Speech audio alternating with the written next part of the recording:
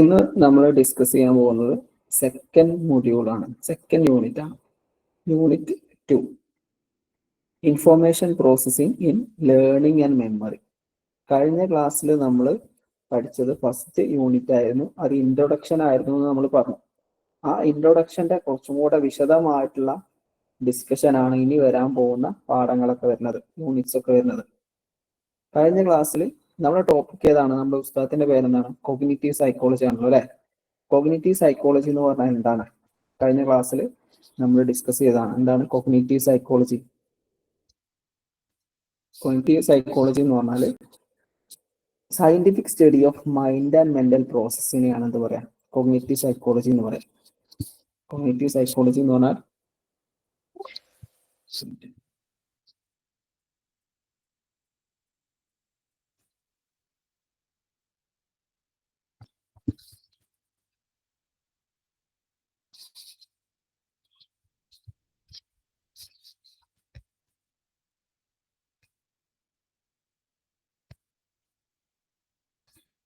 Okay.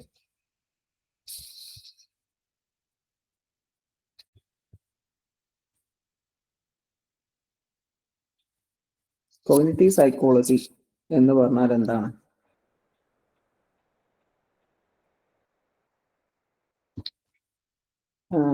Scientific study of mind and mental processes.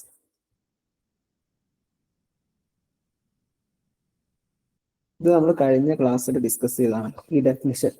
ഈ mental പ്രോസസ്സുകളെ കുറിച്ചാണ് ഇനി നമുക്ക് പഠിക്കാനുള്ളത്. മെന്റൽ പ്രോസസ്സുകൾ എന്ന് പറഞ്ഞാൽ എന്തൊക്കെയാണ്? പെർസീവിങ്, റിമെമ്പറിങ്, അതുപോലെ തന്നെ റീസണിങ്. ഈ കോഗ്നിറ്റീവ് സൈക്കോളജിയിൽ എന്തെല്ലാം കാര്യങ്ങളാണ് ഇൻവെസ്റ്റിഗേറ്റ് ചെയ്യുന്നത്, എന്തെല്ലാം കാര്യങ്ങളാണ് പഠിക്കുന്നതെന്ന് കഴിഞ്ഞ ക്ലാസ്സിൽ വിശദമായിട്ട് നമ്മൾ പഠിച്ചു. ഈ മെന്റൽ പ്രോസസ്സുകളെ കുറിച്ചാണ് പഠിക്കുന്നത്. മെന്റൽ പ്രോസസ്സുകളെ കുറച്ചും കൂടെ വിശദമായിട്ട് നമ്മൾ പഠിക്കുകയാണെങ്കിൽ എങ്ങനെയാണ് ആളുകൾ ഇൻഫോർമേഷൻ അക്വയർ ചെയ്യുന്നത്? ഇവിടെ എഴുതി കാണിക്കാം. How people acquire knowledge, acquire, learn, how people remember.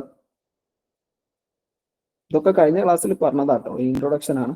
How people think, ഇങ്ങനെയുള്ള കാര്യങ്ങളൊക്കെ ഡിസ്കസ് ചെയ്യുന്നത് എന്തിലാണ്? കോഗ്നിറ്റീവ് സൈക്കോളജിയിലാണ്. ഓക്കെ. കോഗ്നിറ്റീവ് സൈക്കോളജി എന്ന് പറഞ്ഞാൽ നമ്മൾ നേരത്തെ പറഞ്ഞ പോലെ മെന്റൽ പ്രോസസ്സുകളെ കുറിച്ചുള്ള പഠനമാണ്. ഈ മെന്റൽ പ്രോസസ്സിൽ പ്രധാനപ്പെട്ട 2 പ്രോസസ്സുകളാണ് ലേണിംഗ് ആൻഡ് മെമ്മറി. ഇതിനെ കുറിച്ചാണ് ഇനി നമുക്ക് പഠിക്കാനുള്ളത്. ഓക്കെ. അപ്പൊ നമുക്ക് ഫസ്റ്റ് കൺസെപ്റ്റിലേക്ക് നമുക്ക് പോവാം. ഇതിൽ നമുക്ക് മെയിൻ ആയിട്ട് പഠിക്കാനുള്ള ഒബ്ജക്റ്റീവ്സ് എന്താണ്? ലേണിംഗ് എന്ന് പറഞ്ഞാൽ എന്താണ്? മെമ്മറി എന്ന് പറഞ്ഞാൽ എന്താണ്? ടൈപ്സ് ഓഫ് മെമ്മറി ഏതൊക്കെയാണ്? കോഗ്നിറ്റീവ് ഇൻഫോർമേഷൻ പ്രോസസ്സിംഗ്, CIP, ഇതെന്താണ്? പിന്നെ തിയറീസ് ഓഫ് ഇൻഫോർമേഷൻ പ്രോസസ്സിംഗ്. ഈ 4 കാര്യങ്ങളാണ് നമുക്ക് ഡിസ്കസ് ചെയ്യാനുള്ളത്. ലേണിംഗ് എന്ന് പറഞ്ഞാൽ എന്താണ്? ലേണിംഗ് എന്ന് പറഞ്ഞാൽ നമുക്കറിയാം അക്വയറിങ് നോളജ്. നമ്മൾ പഠിക്കണേനാണ് ലേണിംഗ് എന്ന് പറയാം അല്ലെ. Acquiring knowledge. ഓക്കെ. നോളജ് എന്ന് പറഞ്ഞാൽ എന്താണ്? നോളജ് എന്ന് പറഞ്ഞാൽ വെറും അറിവ് മാത്രമല്ല. Behaviour, skill, values, preferences, understand, behaviour. ഞാൻ ജസ്റ്റ് ഇങ്ങനെ കുത്തി വരക്കണുള്ളൂ, നിങ്ങൾക്ക് മനസ്സിലാവാൻ വേണ്ടിയിട്ട് ഫസ്റ്റ് അക്ഷരം മാത്രമേ എഴുതി കുത്തി വരക്കണുള്ളൂ, എല്ലാത്തിനും നമുക്ക് സമയം ഉണ്ടാവില്ല. ബിഹേവിയർ, സ്കിൽസ്, പിന്നെ അതുപോലെ എന്താണ് വാല്യൂസ്, പിന്നെ അതുപോലെ തന്നെ അണ്ടർസ്റ്റാൻഡിങ്. ഇതൊക്കെ കൂടിയതാണ് എന്ത്? നോളജ് എന്ന് പറഞ്ഞാൽ. ഈ നോളജ് അക്വയർ ചെയ്യുന്നതിനെയാണ് എന്ത് പറയാം? ലേണിംഗ് എന്ന് പറയാം. ഓക്കെ. അതിന്റെ ഡെഫിനിഷൻ നമ്മൾ പുറത്ത് കൊടുത്തിട്ടുണ്ട്, പുറത്തെ സ്ലൈഡിലുണ്ട്. ലേണിംഗ് എന്ന് പറഞ്ഞാൽ അക്വയറിങ് ന്യൂ നോളജ്. നോളജിൽ ബിഹേവിയർ വരുന്നുണ്ട്, സ്കിൽസ് വരുന്നുണ്ട്, വാല്യൂസ് വരുന്നുണ്ട്. അതിന് പുറമെ വേറെ കുറച്ച് പോയിന്റുകൾ നമ്മൾ പറഞ്ഞല്ലോ. സ്കിൽസ്, വാല്യൂ, പ്രിഫറൻസസ്, അണ്ടർസ്റ്റാൻഡിങ് ഒക്കെ അതിൽ വരുന്നതാണ്. ഇനി മെമ്മറി എന്ന് പറഞ്ഞാൽ എന്താണ്? മെമ്മറി എന്ന് പറഞ്ഞാൽ ability to store and recall learned information. നമ്മൾ പഠിച്ച കാര്യങ്ങൾ സ്റ്റോർ ചെയ്ത് വെക്കുന്നതിനെയാണ് എന്ത് പറയാം? മെമ്മറി, ഈ പഠിച്ച കാര്യങ്ങൾ സ്റ്റോർ ചെയ്ത് വെക്കുന്ന സ്ഥലമാണിത് മെമ്മറി എന്ന് പറഞ്ഞാൽ. Storing of information. ഓക്കെ, ഇത് രണ്ട് പ്രധാനപ്പെട്ട കൺസെപ്റ്റുകളാണ്, ലേണിംഗ് ആൻഡ് മെമ്മറി. ഈ ലേണിംഗും മെമ്മറി എന്തിന്റെ ഭാഗമാണ്? മെന്റൽ പ്രോസസ്സിന്റെ ഭാഗമാണ്. കോഗ്നിറ്റീവ് സൈക്കോളജി കഴിഞ്ഞ ക്ലാസ്സിൽ നമ്മൾ പഠിച്ചു. കോഗ്നിറ്റീവ് സൈക്കോളജി എന്ന് പറഞ്ഞാൽ scientific study of mental process ആണ്. മെന്റൽ പ്രോസസ്സസ് പലതരത്തിലുണ്ട് നമ്മൾ പഠിച്ചു, അതും കഴിഞ്ഞ ക്ലാസ്സിലാണ് പഠിച്ചത്. Perceiving, remembering, reasoning, learning, memory, thinking, ഇതൊക്കെ അതിൽ വരുന്നതാണ്. അതിൽ രണ്ട് കൺസെപ്റ്റുകളാണ് നമ്മൾ ഇന്ന് സെക്കൻഡ് യൂണിറ്റിൽ എടുത്ത് പഠിക്കുന്നത്, ലേണിംഗ്, മെമ്മറി. ലേണിംഗ് എന്ന് പറഞ്ഞാൽ അക്വയറിങ് നോളജ് ആണ്. മെമ്മറി എന്ന് പറഞ്ഞാൽ സ്റ്റോറിങ്, റീകാളിങ് ലേൺഡ് ഇൻഫോർമേഷൻസ് ആണ്. ഞാൻ റിപ്പീറ്റ് ചെയ്ത് പറഞ്ഞ എന്താണെന്ന് വെച്ചാൽ, ഈ രണ്ടാമത്തെ മൊഡ്യൂൾ മുതൽ പുതിയ ഒരുപാട് ടേംസ് നമ്മൾ ഡിസ്കസ് ചെയ്യുന്നുണ്ട്. അപ്പോൾ നിങ്ങളുടെ മൈൻഡിൽ നിൽക്കാൻ വേണ്ടിയിട്ടാണ് പറഞ്ഞ വേർഡിനെ റിപ്പീറ്റ് ചെയ്യുന്നത് കേട്ടോ. അപ്പൊ റിപ്പീറ്റേഷൻ ഉണ്ടായിരിക്കും. ഓക്കെ, ഇപ്പൊ മെമ്മറീസിന് നമുക്ക് എന്ത് ചെയ്യാം, രണ്ട് ഇതുമായി മെമ്മറിയുമായി ബേസ് ചെയ്തിട്ട് തിയറി ഉണ്ട്. ബെഞ്ചമിൻ ബ്ലൂംസിന്റെ ഒരു തിയറി ഉണ്ട്. അദ്ദേഹം പറയുന്നത് ലേണിങ്ങിന്, ആദ്യം നമുക്ക് ലേണിംഗ് ഡിസ്കസ് ചെയ്യും. ലേണിങ്ങിന് മൂന്ന് മേഖലകളായിട്ട് വേർതിരിക്കാമെന്ന് പറയുന്നുണ്ട്. ആരാണ്? Benjamin Bloom. ബ്ലൂംസ് ടാക്സോണമി ഒക്കെ നമ്മൾ കേട്ടാലേ, അയാളുടെ കൺസെപ്റ്റ് ആണ്. 3 ഇത് ഇമ്പോർട്ടൻ്റ് ആണ്. Domains of learning by Benjamin Bloom.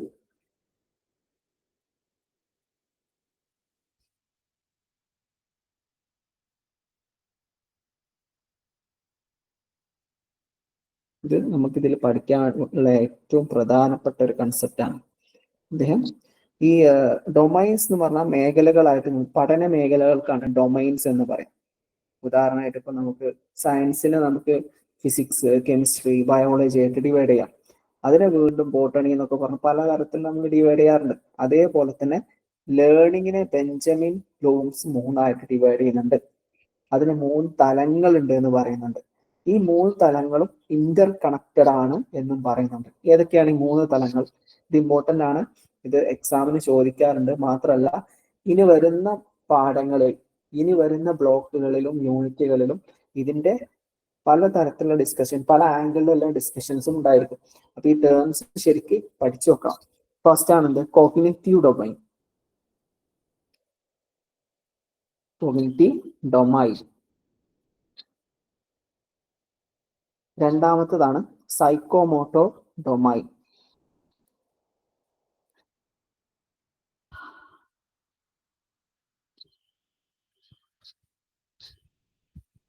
മൂന്നാമത്തതാണ് affective domain.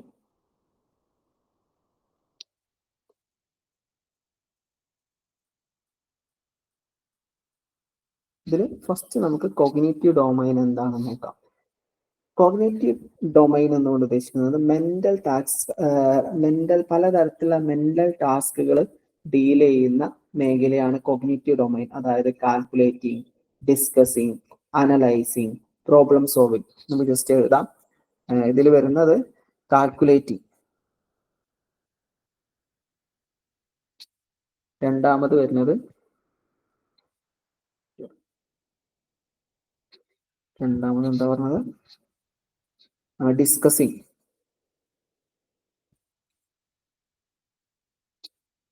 മൂന്ന് അനലൈസിങ്, 4 വരുന്നത് പ്രോബ്ലം സോൾവിങ്.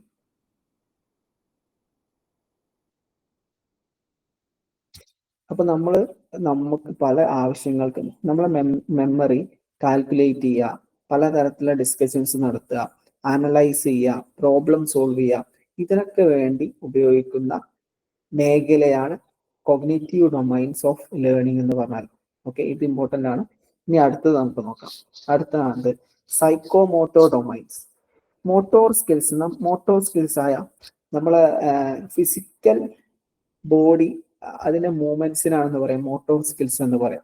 ഇതുമായി ബന്ധപ്പെട്ട് ഇനി നമുക്ക് എന്താണ് ഒരു വിശദമായിട്ട് പഠിക്കാണ്ട് ഏതെല്ലാമാണ് മോട്ടോർ സ്കിൽസ് എന്നൊക്കെ പറഞ്ഞിട്ട് പലതരത്തിലുള്ള ഡിസ്കഷൻ ഉണ്ട്. അത് നമുക്ക് പിന്നീട് നോക്കാം. മോട്ടോർ സ്കിൽസ് എന്ന് പറഞ്ഞാൽ നമ്മുടെ ബോഡി മൂവ്മെന്റ് ആയിട്ട് മനസ്സിലാക്കാം. ഡാൻസിങ്, പിന്നെ നമുക്ക് പറയാം ഡ്രൈവിംഗ്, വാഹനം ഡ്രൈവ് ചെയ്യാം.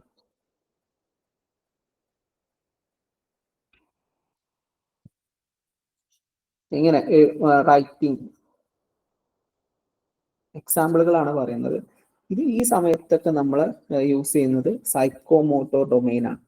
അതായത് ലേണിങ്ങിന് പല തലങ്ങളുണ്ടെന്നാണല്ലോ നമ്മൾ പറഞ്ഞത്. ഒന്ന് കോഗ്നിറ്റീവ് ഡൊമൈൻ, അത് കാൽക്കുലേറ്റിംഗ്, ഡിസ്കസ്, ഇങ്ങനെയുള്ള കാര്യങ്ങളാണ് യൂസ് ചെയ്യുന്നത്. അത് മെന്റൽ ടാസ്കുകൾ എന്ന ബ്രാക്കറ്റിൽ നമുക്ക് മെന്റൽ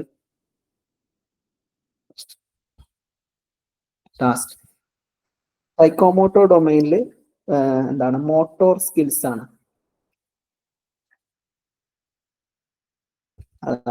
നമ്മളെ ഫിസിക്കൽ ബോഡിയുടെ മൂവ്മെന്റുകളാണ് അതുകൊണ്ട് ഉദ്ദേശിക്കുന്നത്. മൂന്നാമത്തെ അഫക്റ്റീവ് ഡൊമൈൻ. അഫക്റ്റീവ് ഡൊമൈനിൽ വരുന്നത് നമ്മളെ ഫീലിങ്സ്, ഇമോഷൻസ് ഒക്കെയാണ് വരുന്നത്. അതിൽ വരുന്നത് ഉദാഹരണം ഫീലിങ്സ് ആൻഡ് ഇമോഷൻസ് പറയാം. ഇതിൽ ഉദാഹരണം ആദ്യം പറയാം. ഫിയറിങ്,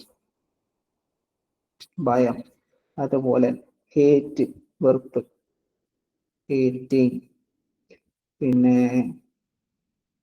ലൈക്കിങ്, ഒരാളെ ഇഷ്ടപ്പെട്ട, അപ്രീസിയേറ്റിംഗ്, ഒരാളെ അനുമോദിക്കുക.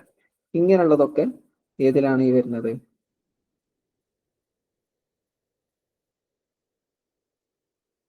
ഓക്കെ, അപ്പോ ഇത് ഫീലിംഗുമായി ബന്ധപ്പെട്ട ഫീലിംഗുമായി ബന്ധപ്പെട്ട ഡൊമൈൻ ആണത് അഫക്റ്റീവ് ഡൊമൈൻ. മോട്ടോർ സ്കിൽസുമായി ബന്ധപ്പെട്ട ഡൊമൈൻ ആണ് സൈക്കോമോട്ടോർ ഡൊമൈൻ. മെന്റൽ ടാസ്കുമായി ബന്ധപ്പെട്ട ഡൊമൈൻ ആണ് എന്ത്? Cognitive domain. അങ്ങനെ ബെഞ്ചമിൻ ബ്ലൂംസ് ലേണിങ്ങിനെ 3 തലങ്ങളായിട്ട് വേർതിരിക്കുന്നുണ്ട് നമ്മൾ പറഞ്ഞു. ഒന്നെന്താണ്, ഇത് ഇമ്പോർട്ടന്റ് ആയതുകൊണ്ടാണ് റിപ്പീറ്റ് ചെയ്യുന്നത് കേട്ടോ.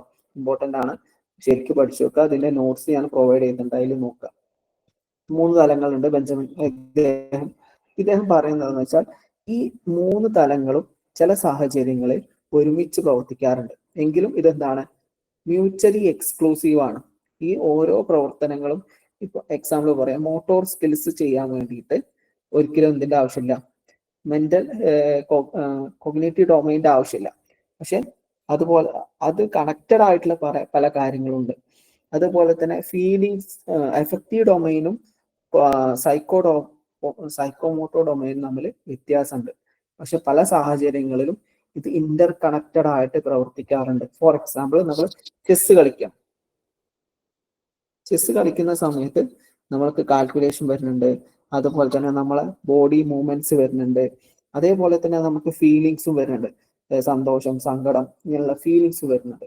അപ്പൊ പല സാഹചര്യങ്ങളിലും ബെഞ്ചമിൻ ബ്ലൂംസ് പറയുന്നത് ഈ 3 ഡൊമൈൻസും ഒരേ സമയത്ത് പ്രവർത്തിക്കുന്നുണ്ട്. പക്ഷെ മ്യൂച്വലി എക്സ്ക്ലൂസീവ് ആണ്, ഓരോന്നിന്റെ ഫംഗ്ഷനും വ്യത്യസ്തമാണ് എന്ന് പറയുന്നുണ്ട്.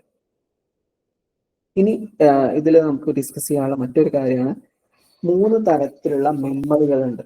Okay, types of memory. മെമ്മറീസിന് നമുക്ക് മുമ്പേ അറിയാം. മെമ്മറി എന്ന് പറഞ്ഞാൽ എന്താണ്? ഇവിടെ നമ്മൾ 2 കാര്യങ്ങളാണല്ലോ പഠിക്കുന്നത്. എന്തൊക്കെയാണ്?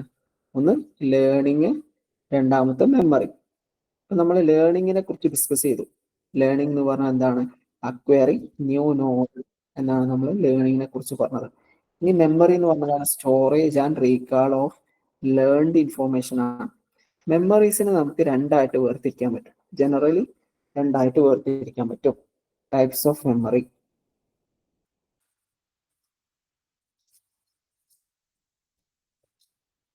സോറി, 2 അല്ല 3 ആണ് കേട്ടോ. ഇത് തിയറിയുമായി ബേസ് ചെയ്തിട്ടാണ്, നമുക്ക് ലാസ്റ്റ് പറയാം. ഫസ്റ്റ് മെമ്മറിയാണ്, ഫസ്റ്റ് ടൈപ്പ് ഓഫ് മെമ്മറിയാണ് എന്ത്? Sensory memory.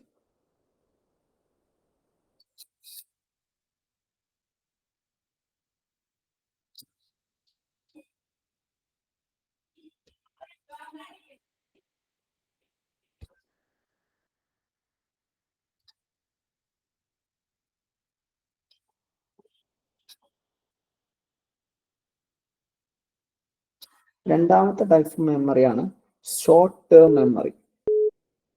Short term memory.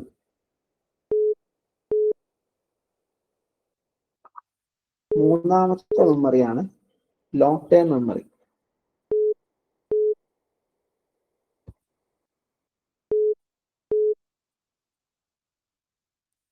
അങ്ങനെ ഈ ഷോർട്ട് ടേം മെമ്മറിയെ വർക്കിംഗ് മെമ്മറി എന്നും പറയാറുണ്ട്. ഓക്കെ, അപ്പൊ മെമ്മറീസിനെ മൂന്നായിട്ട് നമുക്ക് വേർതിരിക്കാം. Sensory memory, short term memory, long term memory. ഇതിൽ ഫസ്റ്റ് നമുക്ക് സെൻസറി മെമ്മറി നോക്കാം. നമ്മളെ പഞ്ചേന്ദ്രിയങ്ങളായ നമുക്ക് പഞ്ചേന്ദ്രിയങ്ങൾ ഉണ്ടല്ലോ, കാഴ്ച, കേൾവി, ഇങ്ങനെ അഞ്ച് ഇന്ദ്രിയങ്ങൾ ഉണ്ടല്ലോ. ഈ ഇന്ദ്രിയങ്ങളിലൂടെ നമുക്ക് ഇൻഫോർമേഷൻ നമ്മളിലേക്ക് വന്ന സമയത്ത് ആദ്യം സ്റ്റോർ ചെയ്യപ്പെടുന്ന മെമ്മറിയാണ് പറയാം സെൻസറി മെമ്മറി. ഇത് വളരെ ബ്രീഫ് ആയിട്ടുള്ള storage system. Brief storage system.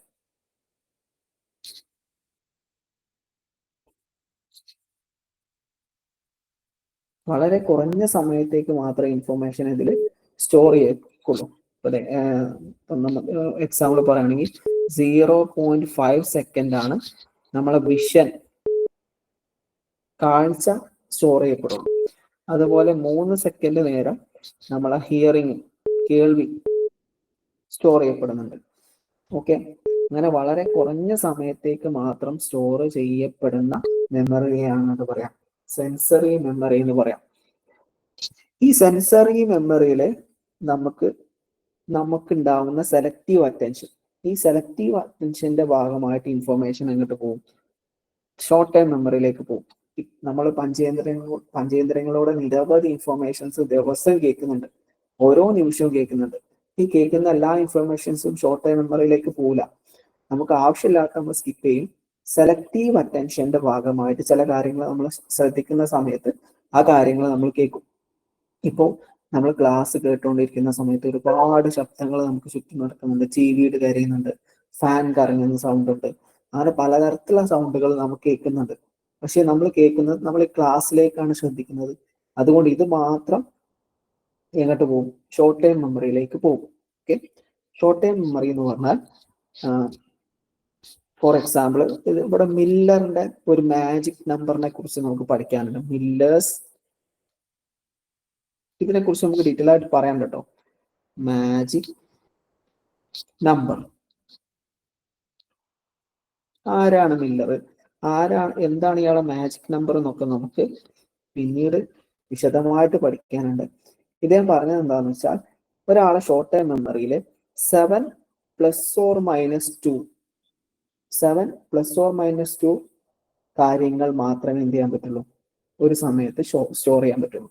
അതായത് ഒരാളുടെ മെമ്മറിയിൽ 7 + 2 9 5 കാര്യങ്ങൾ ഒരു നേരത്തെ സ്റ്റോർ ചെയ്യാൻ പറ്റുമെന്നാണ് ഇദ്ദേഹം പറയുന്നത്. ഓക്കെ, പിന്നെ ഇതുമായി ഈ മില്ലറിന്റെ മാജിക് നമ്പറുമായി ബന്ധപ്പെട്ട വിശദമായിട്ടുള്ള പഠനം നമുക്ക് പിന്നീട് ഉണ്ടാവും, നമുക്ക് ആ സമയത്ത് നോക്കാം.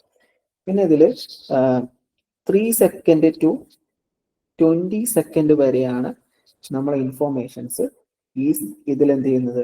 സ്റ്റോർ ചെയ്ത് വെക്കുന്നത് ഇവിടെ ഷോർട്ട് ടൈം മെമ്മറിയിലേക്ക്. പിന്നെ അത് എന്ത് ചെയ്യാൻ പോകുന്നുണ്ട്? ലോങ് ടൈം മെമ്മറിയിലേക്ക് പോകുന്നുണ്ട്. ലോങ് ടൈം മെമ്മറിയിലേക്ക് പോകാത്ത കാര്യങ്ങൾ നഷ്ടപ്പെട്ടു പോവുകയും ചെയ്യുന്നുണ്ട്. പിന്നെ ഇത് ഇത്തരം കുറഞ്ഞപ്പോൾ നമ്മൾ മില്ലേഴ്സിന്റെ 7.7 ± 2 ഐറ്റംസിനെ കുറിച്ച് പറഞ്ഞല്ലോ. ഇതിലധികം കാര്യങ്ങൾ സ്റ്റോർ ചെയ്ത് വെക്കാൻ വേണ്ടിയിട്ട് നമ്മൾ എന്ത് ചെയ്യുന്നുണ്ട്? ബൾക്ക് എമൗണ്ട് ഒന്നിച്ച് പഠിക്കുന്നുണ്ടായി. അതുമായി ബന്ധപ്പെട്ട് നമുക്ക് പിന്നീട് പറയാം. ഫോർ എക്സാമ്പിൾ, നമുക്ക് ഒരു മൊബൈൽ നമ്പർ കാണാതെ പഠിക്കണം. അപ്പൊ നമ്മൾ എന്താ പഠിക്കുക? നമ്പേഴ്സിനെ നമ്മൾ ഇതിന് ഒന്നിച്ച് കൂട്ടിയിട്ട് കാണാതെ പഠിക്കും. ഫോർ എക്സാമ്പിൾ 6 നമ്പറാണ്, 364 432. അങ്ങനെ 2 ഗ്രൂപ്പായിട്ട് പഠിക്കാം. അങ്ങനെ ഗ്രൂപ്പുകളാക്കി പഠിച്ചുകൊണ്ട് നമ്മളുടെ മെമ്മറി കപ്പാസിറ്റിയെ വർദ്ധിക്കാന്നൊക്കെ പറയുന്നുണ്ട്. അതിനെക്കുറിച്ചൊക്കെ നമുക്ക് വിശദമായിട്ട് പഠിക്കാം. ഇപ്പൊ ഈ കാര്യങ്ങൾ മാത്രം നോക്കാം. പിന്നെ അടുത്തത് long time memory. Long time memory short time മെമ്മറിയെ കുറിച്ച് ഒരു കാര്യം കൂടെ പറയാനുണ്ട്. അത് നമുക്ക് ഇത് കഴിഞ്ഞിട്ട് പറയാം കേട്ടോ. ഷോർട്ട് ടേം മെമ്മറി 3 തരത്തിലുള്ള ഓപ്പറേഷൻസ് നടത്തുന്ന 3 കോമ്പണൻസ് ഉണ്ട്. അത് 3 കോമ്പണൻസ്. ആ 3 കോമ്പണൻസ് നമുക്ക് ഇവിടെ എഴുതാൻ സ്ഥലമില്ല, അടുത്ത പേജിൽ എഴുതാം, അത് അവിടെ നിൽക്കട്ടെ.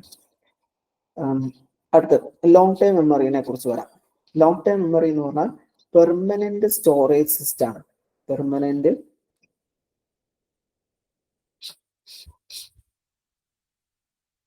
Storage system. ഓക്കെ, നമ്മൾ ജനിച്ചത് മുതൽ ഇതുവരെയുള്ള നമ്മൾ എക്സ്പീരിയൻസ് ചെയ്ത എല്ലാ കാര്യങ്ങളും എവിടെ ഉണ്ട്? നമ്മളെ ലോങ് ടേം മെമ്മറിയിൽ ഉണ്ടായിരിക്കും. ഇതിന് ഒരു കപ്പാസിറ്റി ലിമിറ്റ് ഇല്ല. No capacity limit. Capacity limit. ഇതുമായി ബന്ധപ്പെട്ട പഠനങ്ങളുണ്ട്, അത് നമ്മൾ ഡിസ്കസ് ചെയ്യും പിന്നീട്. ഇപ്പൊ നമ്മൾ മെമ്മറിയെ കുറിച്ച് മാത്രമേ ചർച്ച ചെയ്യുന്നുള്ളൂ. പിന്നെ ഇതിൽ പറയുന്നത് ഇൻഫോർമേഷൻസ് ലോങ് ടേം മെമ്മറിയിൽ എത്താൻ പ്രധാനമായി 2 ഘടകങ്ങളാണുള്ളത്. ഒന്ന് മീനിങ്, രണ്ടാമത് ഇമ്പോർട്ടൻസ്. എന്ത് നമ്മൾ മീനിങ്ങോട് കൂടി മനസ്സിലാക്കുന്നു, അത് നമ്മളെ ലോങ് ടേം മെമ്മറിയിലേക്ക് സ്റ്റോർ ആവും. അതുപോലെ തന്നെ എന്തിന് നമ്മൾ പ്രാധാന്യം കൊടുക്കുന്നു, അത് നമ്മളെ ലോങ് ടേം മെമ്മറിയിലേക്ക് സ്റ്റോർ ചെയ്യപ്പെടുമെന്നാണ് പഠനങ്ങൾ പറയുന്നത്. ഓക്കെ, ഈ ലോങ് ടേം മെമ്മറിയുടെ ബേസിലാണ് നമ്മൾ പെർസെപ്ഷൻ രൂപപ്പെടുന്നത്. പെർസെപ്ഷൻ എന്ന് പറഞ്ഞാൽ ഓരോ വസ്തുവിനെ കുറിച്ച് നമുക്കൊരു കാഴ്ചപ്പാടുണ്ടാവും. ഇപ്പൊ നായയെ നമ്മൾ കണ്ടു കഴിഞ്ഞാൽ നായയോട് നമുക്കൊരു ഭയം ഉണ്ടാവുമല്ലോ. നായയെ കണ്ടാൽ നമ്മൾ ഭയന്ന് ഓടുന്നത് എന്തുകൊണ്ടാണ്? നമ്മളെ ഉള്ളിൽ നായയെ കുറിച്ചൊരു പെർസെപ്ഷൻ ഉണ്ട്. അതേപോലെ ആന, പൂച്ച, ഐസ്ക്രീം എന്ന വാക്ക് കേട്ടാൽ നമ്മളെ വായിൽ എന്ത് ചെയ്യും? വെള്ളം വരും. അല്ലെങ്കിൽ എന്താണ് സദ്യ, അങ്ങനെ എന്തെങ്കിലും ഭക്ഷണത്തിന്റെ പേര് കേട്ട് കഴിഞ്ഞാൽ നമ്മളെ വായിൽ എന്ത് ചെയ്യും? പായസം, വെള്ളം കൂടും. ഇതെങ്ങനെയാണ് വെള്ളം കൂടുന്നത്? ഇത് നമ്മൾ അതിനെക്കുറിച്ചുള്ള പെർസെപ്ഷനാണ്. ആ പെർസെപ്ഷൻ എന്താണെന്നൊക്കെ നമ്മൾ വിശദമായിട്ട് ഇനി പഠിക്കാനുണ്ട്. ഈ പെർസെപ്ഷൻ രൂപപ്പെടുന്നത് ലോങ് ടേം മെമ്മറിയിലെ ഇൻഫോർമേഷൻ ഉപയോഗിച്ചുകൊണ്ടാണ്. ഓക്കെ, നായ കാണുമ്പോൾ നമ്മൾ ഭയക്കുന്നത് എന്തുകൊണ്ടാണ്? നമ്മളെ ലോങ് ടേം മെമ്മറിയിൽ നായയെ കുറിച്ചുള്ള ഭയം സ്റ്റോർ ചെയ്യപ്പെട്ടിട്ടുണ്ട്. ഓക്കെ, അപ്പൊ നമ്മൾ ഇവിടെ 3 കാര്യങ്ങൾ ഡിസ്കസ് ചെയ്തു. ഏതൊക്കെയാണ്? ഒന്ന് സെൻസറി മെമ്മറി. ഇത് വളരെ ബ്രീഫ് സ്റ്റോറേജ് സിസ്റ്റം ആണ്. ആദ്യം നമ്മളെ സെൻസസിൽ നിന്ന് ഡയറക്റ്റ് ആയിട്ട് വരുന്നതാണ് സെൻസറി മെമ്മറിയിലേക്ക്. പിന്നെ അതിനുശേഷം എന്ത് ചെയ്യും? ഷോർട്ട് ടൈം മെമ്മറിയിലേക്ക് വരുന്നുണ്ട്. ഷോർട്ട് ടൈം മെമ്മറിയിൽ ഇൻഫോർമേഷൻ 3 മുതൽ 20 സെക്കൻഡ് വരെ എന്ത് ചെയ്യും? സ്റ്റോർ ചെയ്യപ്പെട്ടു. ഈ മില്ലേഴ്സ് മാജിക് നമ്പറിനെ കുറിച്ച് വിശദമായിട്ട് എല്ലാ മൊഡ്യൂളും ഡിസ്കസ് ചെയ്യാനുണ്ട്, നമുക്ക് ആ സമയത്ത് പറയാം. മില്ലേഴ്സ് മാജിക് നമ്പർ എന്താണ്? ഒരാളുടെ മെമ്മറിയിൽ 7 ± 2 സാധനങ്ങൾ മാത്രമേ എന്ത് ചെയ്യാൻ പറ്റുള്ളൂ, ഒരു സമയത്ത് സ്റ്റോർ ചെയ്യാൻ പറ്റുള്ളൂ എന്ന് പറയുന്നത്. അതിനെ കുറിച്ച് പറയാം. പിന്നെ long time memory permanent storage system ആണ്. നോ കപ്പാസിറ്റി ലിമിറ്റ് ആണ്. മീനിങ് ആൻഡ് ഇമ്പോർട്ടൻസ് ആണ് അതിൽ ലോങ് ടൈം മെമ്മറിയിലേക്ക് ഒരു ഇൻഫോർമേഷൻ സ്റ്റോർ ചെയ്യാനുള്ള പ്രധാനപ്പെട്ട കാരണം. പിന്നെ പെർസെപ്ഷൻ രൂപപ്പെടാൻ ഇത് കാരണമാകുന്നത്. ഇനി നമുക്ക് നേരത്തെ പറഞ്ഞ ഷോർട്ട് ടൈം മെമ്മറിയെ കുറിച്ച് ഒന്നുകൂടെ പറയാം. ഷോർട്ട് ടൈം മെമ്മറിക്ക് 3 കോമ്പണൻസ് ഉണ്ട്. ഓക്കെ, ഷോർട്ട് ടൈം മെമ്മറിക്ക് 3 കോമ്പണൻസ് ഉപയോഗിക്കുന്നു. ഫസ്റ്റ് സെൻസറി പറഞ്ഞു, പിന്നെ ഷോർട്ട് ടൈം മെമ്മറി.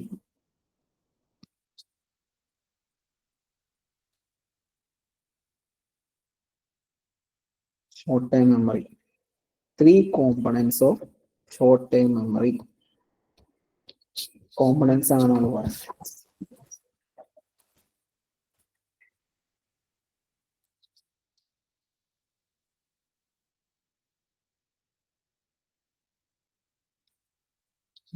ഫസ്റ്റ് ആണ് ഐക്കോണിക് മെമ്മറി. അതായത് സിമ്പിൾ ആയിട്ട് ഷോർട്ട് ടൈം മെമ്മറിയെ അതിന്റെ 3 ബേസിക് ഓപ്പറേഷൻസ് ഉണ്ട്, 3 ബേസിക് ഭാഗങ്ങൾ ഉണ്ട് എന്നാ പറയുന്നത്. ഒന്നാമത്താണ് ഐക്കോണിക് മെമ്മറി.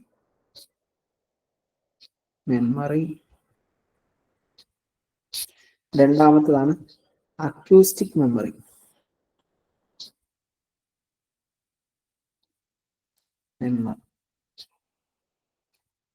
മൂന്നാമത്തതാണ് വർക്കിംഗ് മെമ്മറി.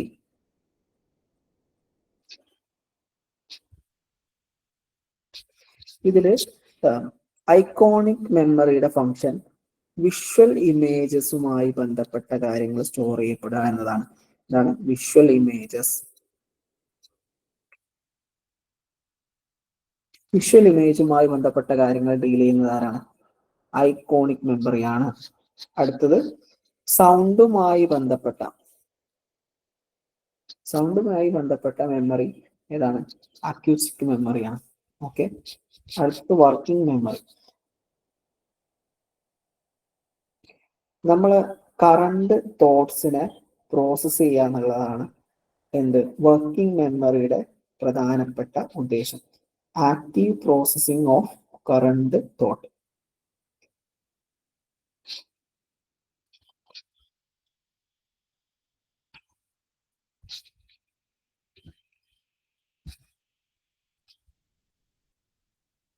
നമ്മൾ ഫോർ എക്സാമ്പിൾ നമ്മളിപ്പോൾ എന്താണ് ഭക്ഷണം കഴിക്കാൻ പോകണം.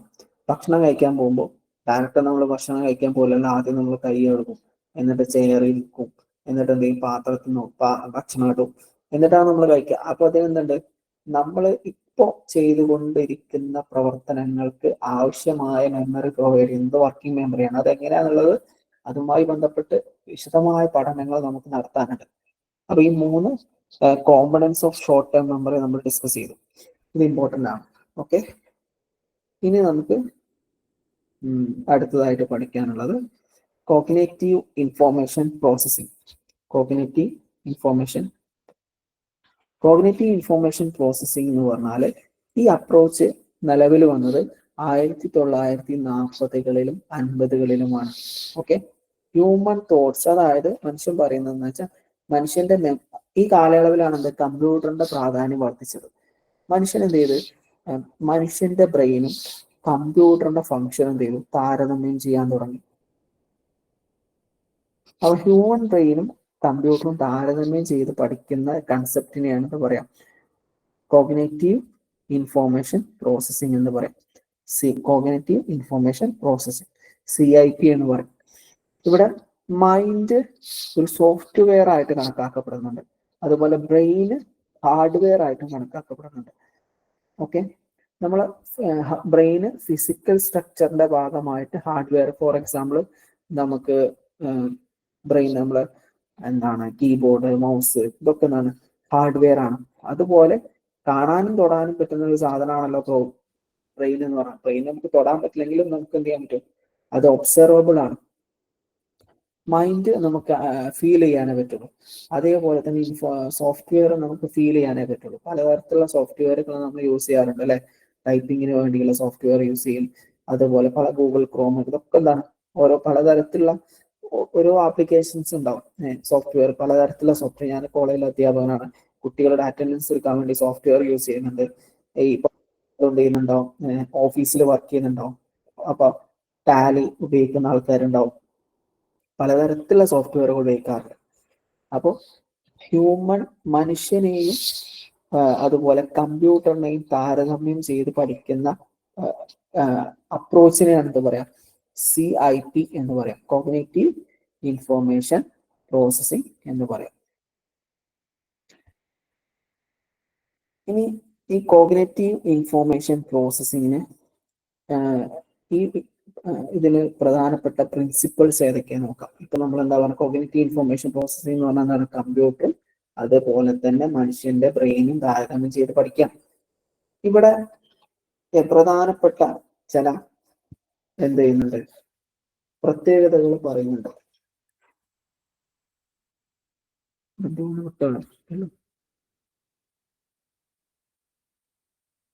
Okay. Principles of cognitive processing. ഒന്ന്, ലിമിറ്റഡ് കപ്പാസിറ്റി.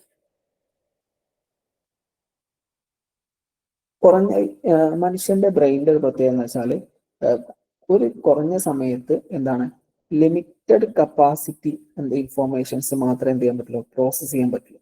മനുഷ്യന്റെ ഇപ്പൊ നമുക്കറിയാം, ഇപ്പൊ നമ്മൾ പഠിച്ചുകൊണ്ടിരിക്കുക, അപ്പൊ നമ്മൾ വേറൊരു സാധനം ഈ സമയത്ത് പഠിക്കാൻ കഴിയില്ല. ഒന്നിലധികം ടാസ്ക് ചെയ്യുന്ന സമയത്ത് നമുക്ക് എന്തുണ്ട്? നമുക്ക് ലിമിറ്റ് ഉണ്ട്. ഓക്കെ. ഹ്യൂമൻ ബ്രെയിനിന് പലതരത്തിലുള്ള ലിമിറ്റേഷൻസ് ഉണ്ട്. അതിനെ മറികടക്കാൻ പറ്റും, പ്രാക്ടീസിലൂടെ മറികടക്കാൻ പറ്റും. എങ്കിലും മൈൻഡ് എന്ത് ചെയ്യാൻ പറ്റും? ഇൻഫോർമേഷന് വളരെ കുറഞ്ഞ സ്മാൾ ഇൻഫോർമേഷൻ എന്ത് ചെയ്യാൻ പറ്റുള്ളൂ, ഒരു സമയത്ത് പ്രോസസ്സ് ചെയ്യാൻ പറ്റുള്ളൂ. രണ്ടാമത്തെ കൺട്രോൾ മെക്കാനിസം. കൺട്രോൾ മെക്കാനിസം കൊണ്ട് ഉദ്ദേശിക്കുന്നത് വെച്ചാൽ മനുഷ്യന്റെ ഒരുപാട് പ്രവർത്തനങ്ങളുണ്ട്. ഇൻഫോർമേഷൻസ് നമ്മൾ പഞ്ചേന്ദ്രിയങ്ങളിലൂടെ എന്ത് ചെയ്യുന്നുണ്ട്, എൻകോഡ് എടുക്കുന്നുണ്ട്, അത് എൻകോഡ് ചെയ്യപ്പെടുന്നുണ്ട്, ട്രാൻസ്ഫർ ചെയ്യുന്നുണ്ട്, സ്റ്റോർ ചെയ്യുന്നുണ്ട്, ആവശ്യമുള്ള സമയത്ത് റിട്രീവ് ചെയ്യുന്നുണ്ട്. ഇതൊക്കെ നമ്മൾ ഇതുമായി ബന്ധപ്പെട്ട് നമ്മളെ ഫിസിക്കൽ ബോഡി ചലിപ്പിക്കുന്നുണ്ട്. ഇതൊക്കെ മൊത്തത്തിൽ നിയന്ത്രിക്കാൻ വേണ്ടിയിട്ട് എന്തുണ്ട്, ഒരു കൺട്രോൾ മെക്കാനിസം ഉണ്ട്. ഓക്കെ, അതിനെക്കുറിച്ച് നമുക്ക് പിന്നീട് വിശദമായിട്ട് പഠിക്കാം. പിന്നെ അടുത്താണ് ടു വേ ഫ്ലോ നടക്കുന്നുണ്ട്. ടു വേ ഫ്ലോ എന്ന് പറഞ്ഞാൽ ഇവിടെ ബൂട്ടം അപ്പും അതുപോലെ തന്നെ ടോപ്പ് ബൂട്ടും പറയുന്നുണ്ട്. ബൂട്ടം അപ്പ് കൊണ്ട് ഉദ്ദേശിക്കുന്നത് വെച്ചാൽ ഇൻഫോർമേഷൻസ്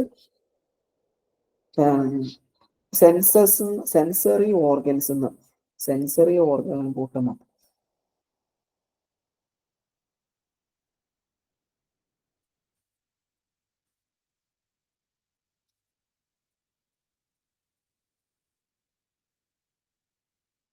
സെൻസർ ഓർഗൻസ്, പഞ്ചേന്ദ്രിയങ്ങളിൽ നിന്ന് ഇൻഫോർമേഷൻ നമ്മുടെ ബ്രെയിനിലേക്ക് എടുക്കുന്നതിനാണ് എന്താ പറയാ, ബൂട്ടം അപ്പ് പ്രോസസ് എന്ന് പറയാം.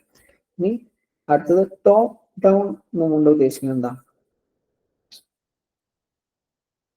ടോപ്പ് ഡൗൺ കൊണ്ട് ഉദ്ദേശിക്കുന്നത് നമ്മൾ ഇൻഫോർമേഷൻ മെമ്മറിയിൽ നിന്ന് റിട്രീവ് ചെയ്യാം.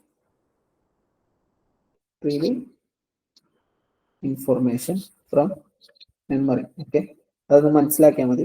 നമ്മൾ സെൻസറി ഓർഗനിൽ നിന്ന് ഇൻഫോർമേഷൻസ് നമ്മൾ എന്ത് ചെയ്യുന്നുണ്ട്, സ്റ്റോർ ചെയ്യപ്പെടുന്നുണ്ട് നമ്മളെ മെമ്മറിയിൽ. നമ്മൾ നേരത്തെ പറഞ്ഞില്ലേ 3 തരത്തിലുള്ള മെമ്മറി എന്നൊക്കെ പറഞ്ഞില്ലേ, ഈ മെമ്മറി ഉപയോഗിച്ചുകൊണ്ട് നമ്മൾ സ്റ്റോർ ചെയ്യപ്പെടുന്ന ആ പ്രോസസ്സിനെയാണ് ബൂട്ടം അപ്പ് എന്ന് പറയാം. ഓക്കെ, ഈ സ്റ്റോർ ചെയ്യപ്പെട്ട ഇൻഫോർമേഷൻസ് നമ്മൾ ആവശ്യത്തിന് വേണ്ടിയിട്ട് റിട്രീവ് ചെയ്യുന്നതിനാണ്, എടുക്കുന്നതിനെയാണ് ടോപ്പ് ഡൗൺ എന്ന് പറയാം. ഓക്കെ, ഇങ്ങനെ ടു വേ ഫ്ലോ എന്ത് ചെയ്യുന്നുണ്ട്, നമ്മളെ ഉള്ളിൽ നടക്കുന്നുണ്ട്. ഇതാണ് പ്രധാനപ്പെട്ട ഇൻഫോർമേഷൻ പ്രോസസ്സുകൾ. ഓക്കെ,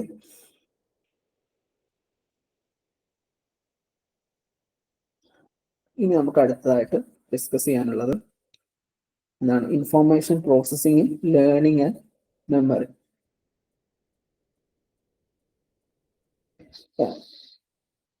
ഗവേഷകര് നമുക്കറിയാം കോഗ്നിറ്റീവ് സൈക്കോളജിയെ കുറിച്ചാണ് നമ്മൾ പഠിക്കുന്നത്. കോഗ്നിറ്റീവ് സൈക്കോളജിയിൽ ഗവേഷകർ ഏറ്റവും കൂടുതൽ പഠനം നടത്തിയ ഒരു പഠന മേഖലയാണത് കോഗ്നിഷൻ എന്നത്. അതുപോലെ തന്നെ മെമ്മറി എന്നത് ഏറ്റവും പ്രധാനപ്പെട്ട ഒരു എന്താണ്, മെന്റൽ പ്രോസസ്സാണ്. അതിനെക്കുറിച്ച് ഒരുപാട് ഗവേഷകർ എന്ത് ചെയ്യുന്നുണ്ട്, നിരവധി പഠനങ്ങൾ നടത്തിയിട്ടുണ്ട്. പിന്നെ അതുമായി ബന്ധപ്പെട്ട പുതിയ ഒരുപാട് കണ്ടെത്തലുകളും വന്നിട്ടുണ്ട്. ഓക്കെ, അതിനെക്കുറിച്ച് നമുക്ക് ഓരോ പോയിന്റും നമുക്ക് വിശദമായിട്ട് പഠിക്കാം. ഇനി നെക്സ്റ്റ്,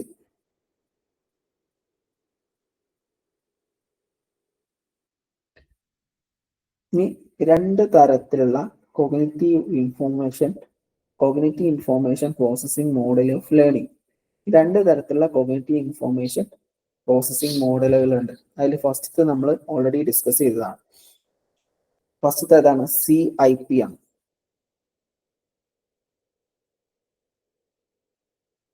CIP കൊണ്ട് എന്താണ് നമ്മൾ ഉദ്ദേശിച്ചത്? നമ്മൾ നേരത്തെ പറഞ്ഞ പോലെ ഹ്യൂമൻ ബോഡിയെ കമ്പ്യൂട്ടറുമായിട്ട് താരതമ്യം ചെയ്ത് പഠിക്കുകയാണ് ചെയ്യുന്നത്. ഹ്യൂമൻ ബോഡി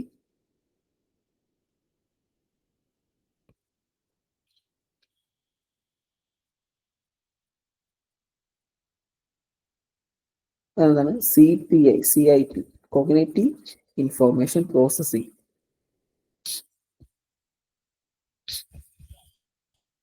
നമ്മൾ പുറത്ത് എഴുതിയിട്ടുണ്ട് കേട്ടോ, അതുകൊണ്ടാണ് നമ്മൾ ഷോർട്ട് ആക്കിയിട്ട് എഴുതി. ഇവിടെ 3 ഘടകങ്ങളാണുള്ളത് കോഗ്നിറ്റീവ് ഇൻഫോർമേഷൻ പ്രോസസ്സിംഗ്. ഒന്ന് എൻകോഡിംഗ്, രണ്ടാമത്തത് സ്റ്റോറേജ്, മൂന്നാമത്തത് റിട്രീവിംഗ്.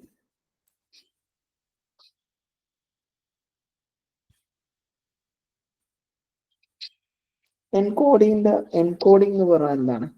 ഇൻഫോർമേഷൻ ഗ്യാദർ ചെയ്യൽ എങ്ങനെയാ? സെൻസസിലൂടെയാണ്. സെൻസറി ഓർഗൻസിലൂടെ ഇൻഫോർമേഷൻസ് ശേഖരിക്കുന്നതിനെയാണ് എന്താ പറയാ, എൻകോഡിംഗ് എന്ന് പറയാം. ഏതുപോലെ നമ്മളെ ഇൻപുട്ട് ഡിവൈസുകൾ ഉണ്ടല്ലോ, കമ്പ്യൂട്ടറിന്റെ ഇൻപുട്ട് ഡിവൈസുകൾ ഏതൊക്കെയാണ്? കീബോർഡ്, മൗസ്, അതുപോലെ എന്താണ് ഇതൊക്കെ അതിൽ വരുന്ന, പിന്നെ ടച്ച് സ്ക്രീനുകളൊക്കെ എന്ത് വരുന്നതാണ്? എൻകോഡിങ്ങിൽ വരുന്നതാണ്. അതേപോലെ തന്നെയാണ് സെൻസറി ഓർഗൻസ്. ഇനി സ്റ്റോറേജ് എന്ന് പറഞ്ഞാൽ എന്താണ്? ഇൻഫോർമേഷൻ ഹോൾഡ് ചെയ്ത് വെക്കുന്നതിനാണ് സ്റ്റോറേജ് എന്ന് പറയാം. അത് കമ്പ്യൂട്ടറിലാണെങ്കിൽ ഉണ്ട് റാം ഉണ്ട്, റോം ഉണ്ട്, റാൻഡം ആക്സസ് മെമ്മറി എന്നൊക്കെ പറഞ്ഞ കുറേ സാധനങ്ങൾ നമ്മൾ 10ാം ക്ലാസ്സിലും പ്ലസ് ടുവിലും പഠിച്ചിട്ടുണ്ട്. അതേപോലെ നമ്മളെ ബ്രെയിനിൽ എന്തുണ്ട്? സെൻസറി മെമ്മറി ഉണ്ട്, ഷോർട്ട് ടേം മെമ്മറി ഉണ്ട്, അതുപോലെ ലോങ് ടേം മെമ്മറി ഉണ്ട്. ഇതിലാണ് ഇൻഫോർമേഷൻ സ്റ്റോർ ചെയ്ത് വെക്കുക. ഇനി അടുത്തത് റിട്രീവിങ്. റിട്രീവിങ് എന്ന് പറഞ്ഞാൽ എന്താണ്? സ്റ്റോർ ചെയ്യപ്പെട്ട ഇൻഫോർമേഷൻസ് ആക്സസ് ചെയ്യുന്നതിനാണ് എന്ത് പറയാ?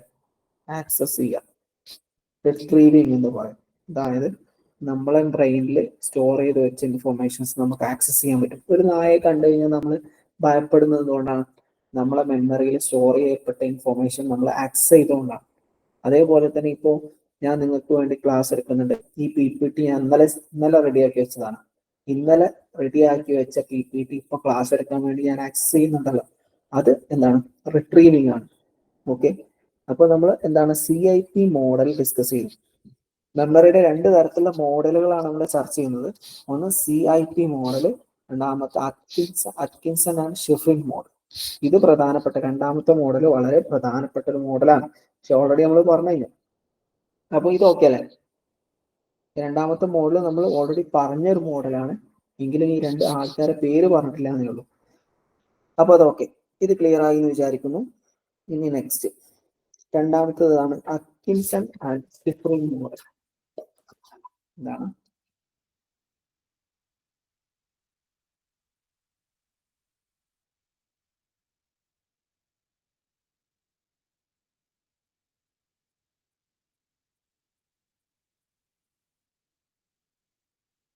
നേരത്തെ പറഞ്ഞു, ഇത് നമ്മൾ പഠിച്ചതാണ്. മെമ്മറീസിനെ 3ആയിട്ടാണ് ഇവർ ഡിവൈഡ് ചെയ്യുന്നത്, അറ്റ്കിൻസണും ഷിഫ്രിനും. ഒന്നാമതാണ് സെൻസറി രജിസ്റ്റർ.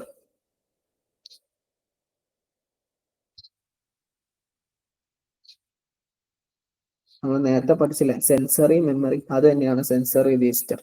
രണ്ടാമത് ഷോർട്ട് ടേം മെമ്മറി.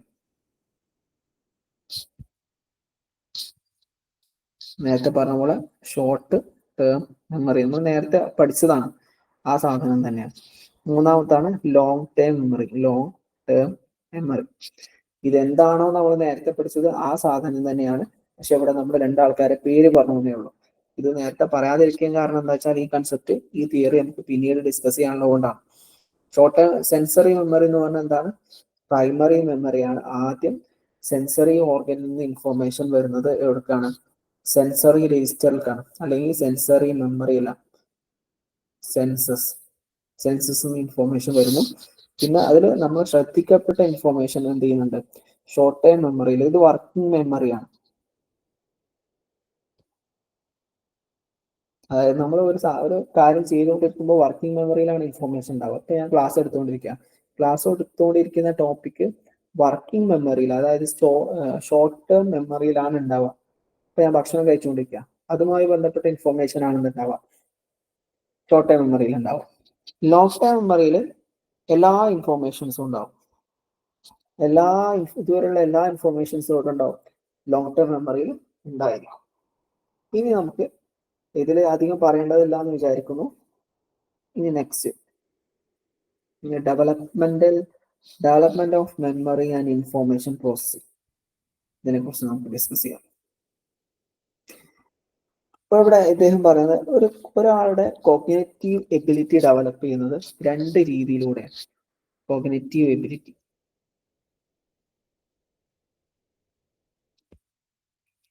അതായത് നമ്മൾ തിരിച്ചറിയാനുള്ള കഴിവ് ഡെവലപ്പ് ചെയ്യുന്നത് 2 കാര്യങ്ങളിലൂടെയാണ്. ഒന്നാണ് ബയോളജിക്കൽ മെച്ചുറേഷൻ. ഇവിടെ കൊടുത്തിട്ടുണ്ട് biological maturation, cognitive ability develop ചെയ്യുന്നത് 2 രീതിയിലൂടെ. ഒന്ന് ബയോളജിക്കൽ മെച്ചുറേഷൻ ആണ്, 2 എക്സ്പീരിയൻസ് ആണ്. അതുകൊണ്ട് ഉദ്ദേശിക്കുന്നത് എന്താ വെച്ചാൽ ബയോളജിക്കൽ മെച്യൂറേഷൻ ഉദ്ദേശിക്കുന്നത് വെച്ചാൽ നമ്മൾ എന്ത് ചെയ്യുന്നുണ്ട്, ജനിക്കുന്ന സമയത്ത് നമുക്ക് 1 വയസ്സാകുന്ന സമയത്തുള്ള നമ്മളെ ഫിസിക്കൽ ബോഡി അല്ല 2 വയസ്സാകുമ്പോൾ ഉണ്ടാവാം, 10 വയസ്സാകുമ്പോൾ അങ്ങനെയല്ല ഉണ്ടാവാം, 20 വയസ്സാകുമ്പോൾ അങ്ങനെയല്ല ഉണ്ടാവാം. നമ്മളെ ഫിസിക്കൽ ബോഡി എന്ത് ചെയ്യുന്നുണ്ട്, ഡെവലപ്പായി വരുന്നുണ്ട്. ഇതുമായി ബന്ധപ്പെട്ട് FPC 002 നമുക്ക് വിശദമായിട്ട് പഠിക്കാനുണ്ട്. ചുരുക്കി പറയുകയാണെങ്കിൽ ഓരോ സ്റ്റേജുകൾ ഉണ്ടല്ലോ, എന്താണ് infant, childhood, adult, adolescence, adulthood എന്നൊക്കെ പറഞ്ഞിട്ട് ഇങ്ങനെ വിശദമായിട്ട് ഓരോ സ്റ്റേജിലും നമ്മളെ ഫിസിക്കൽ ബോഡിയിൽ ഒരുപാട് മാറ്റങ്ങൾ വരുന്നുണ്ട്. ഈ ബയോളജിക്കൽ മെച്യൂറേഷനിലൂടെ എന്ത് ചെയ്യുന്നുണ്ട്, നമ്മളെ കോഗ്നിറ്റീവ് എബിലിറ്റി ഡെവലപ്പ് ആകുന്നുണ്ട്. ഇതുമായി ബന്ധപ്പെട്ട തിയറികളൊക്കെ നമുക്ക് സെക്കൻഡ് ബുക്കിൽ പഠിക്കാനുണ്ട്. നമ്മളെ എക്സ്പീരിയൻസ്, നമ്മളെ പ്രീവിയസ് എക്സ്പീരിയൻസും നമ്മളെ കോഗ്നിറ്റീവ് എബിലിറ്റിയെ സഹായിക്കുന്നുണ്ട്. നമ്മൾ നേരത്തെ പറഞ്ഞല്ലോ, ഒരു നായയെ കണ്ടു നമ്മൾ ഓടും, എന്തുകൊണ്ടാണ്, നമ്മളെ എക്സ്പീരിയൻസ് ആണ്. അപ്പം കോഗ്നിറ്റീവ് എബിലിറ്റിയെ സഹായിക്കുന്ന 2 ഘടകങ്ങളെ കുറിച്ച് നമ്മൾ ഡിസ്കസ് ചെയ്തു. ഇതുപോലെ ഇത് നമ്മൾ എന്ത് ചെയ്യുന്നുണ്ട്, നമ്മളെ മെമ്മറി ഇൻക്രീസ് ചെയ്യുന്നു. നമ്മളെ ബയോളജിക്കൽ മെച്യൂറേഷനും നമ്മളെ എക്സ്പീരിയൻസും ഇൻക്രീസ് ചെയ്യുന്നതനുസരിച്ച് നമ്മളെ ഈ സ്പീഡും എഫിഷ്യൻസിയും വർദ്ധിക്കുന്നുണ്ട്. അതുപോലെ നമ്മളെ വർക്കിംഗ് മെമ്മറിയുടെ കപ്പാസിറ്റി വർദ്ധിക്കുന്നുണ്ട്. അതായത് നമ്മൾ പഠിക്കുന്ന സമയത്ത് പണ്ടൊക്കെ നമുക്ക് പഠിക്കുകയാണെങ്കിൽ 1/2 മണിക്കൂർ 1 മണിക്കൂറേ പഠിക്കാൻ കഴിയുള്ളൂ. നന്നായി നമ്മൾ ഹാർഡ് വർക്ക് ചെയ്ത് കഴിഞ്ഞാൽ 2 മണിക്കൂർ 3 മണിക്കൂർ 5 മണിക്കൂറൊക്കെ നമുക്ക് പഠിക്കാനും വർക്ക് ചെയ്യാനൊക്കെ സാധിക്കും. അത് നമ്മളെ വർക്കിംഗ് മെമ്മറിയുടെ പ്രത്യേകതയാണ്. അതേപോലെ തന്നെ എന്താണ്, നമ്മളെ ലേണിങ്സ്, പുതിയ തരത്തിലുള്ള ലേണിംഗ് സ്ട്രാറ്റജീസ് നമ്മളെ എക്സ്പീരിയൻസിലൂടെ എന്ത് ചെയ്യാൻ പറ്റും, ഡെവലപ്പ് ചെയ്യാൻ പറ്റും എന്നൊക്കെയാണ് ഈ ഭാഗത്ത് ഡിസ്കസ് ചെയ്യുന്നത്. ഇനി പ്രധാനമായും നമുക്ക് ചർച്ച ചെയ്യാനുള്ളത് തിയറികളാണ്. 2 തിയറികളാണ് നമുക്ക് ഈ മൊഡ്യൂളിലുള്ളത്. 2 തിയറികൾക്ക് പുറമെ മറ്റു തിയറികളോട് ഇല്ലാതെ നമുക്ക് പറ്റുകയാണെങ്കിൽ ഡിസ്കസ് ചെയ്യാം. ഫസ്റ്റ് നമുക്ക് ബ്ലൂംസ് ടാക്സോണമി ഡിസ്കസ് ചെയ്യാം. ബ്ലൂംസിനെ കുറിച്ച് നമ്മൾ നേരത്തെ പഠിച്ചിരുന്നു. Benjamin Bloom.